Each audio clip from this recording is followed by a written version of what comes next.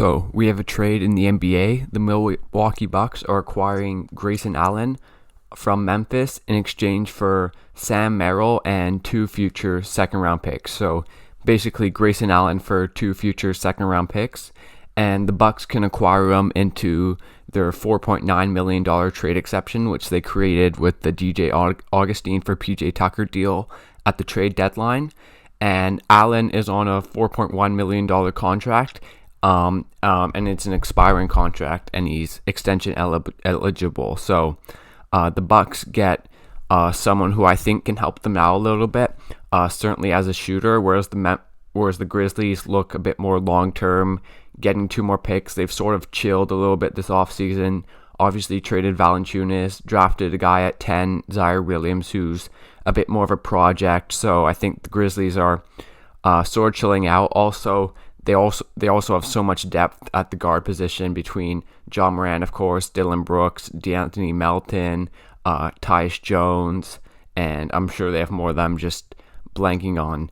So the Grizzlies didn't really need Grayson Allen anymore, and they have so many young players that you can't pay them all. So I think they're sort of smartly offloading him, and then the Bucks get someone who I actually think can help them. My logical thinking is that he's sort of the Brent Forbes replacement, because they obviously lost him there, except he's a bit better defensively.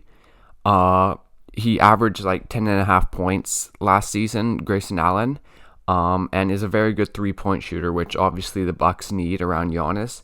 5.5 attempts a game, 39%. So that's very, very good, especially for someone who only played about 25 minutes.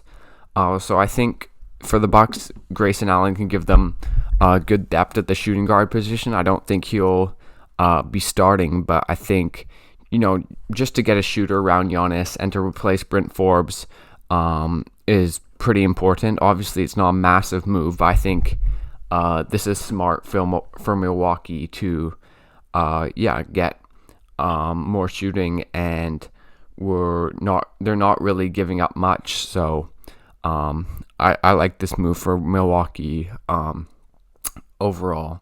If I think about Grayson Allen doing anything else apart from shooting, I mean, average like 2.2 assists, maybe like if it's kicked out to him, he can pump fake, take a dribble, maybe drive a little bit, make the extra pass. There's those sort of solid perimeter things that you need if you're the Bucks and if you're looking to make a difference in the playoffs. He was also great in that play-in game against the Warriors, so that's definitely a good sign that he can probably still produce in the playoffs. And just adding more depth. If I think the Bucks last year, past their first like 8 guys, they're super thin, and their end of the bench didn't really play much at all. So to add another guy for not much at all, I think it was sort of needed. He also gives them insurance in the regular season in case of injuries, things like that.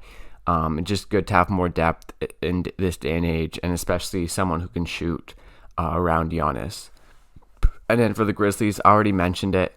They're sort of, just not going all in and sort of doing this slow rebuild, getting 2 second-round picks. They're very good drafters, so maybe that turns into something. They also like trading into the late first round. I think 2 years ago, they got Desmond Bane for 2 second-round picks. This year, they got someone at the 30th pick for 2 second-round picks who I can't quite remember his name, like Sandy Almo, or I'm not quite sure, but I don't know much about him, but he could be good. So I think the Grizzlies, they do use their second-round picks well. They'll probably put these to use, whether it's in a future trade, again, trading into the late first round, or just using them in the second round. So yeah, I think this looks like pretty much a win-win, with the Bucks getting more shooting, more depth, and the Grizzlies getting 2 seconds. But anyways, thanks for watching this video, guys. Leave a like, subscribe to this channel for more NBA content, and I'll see you guys next time.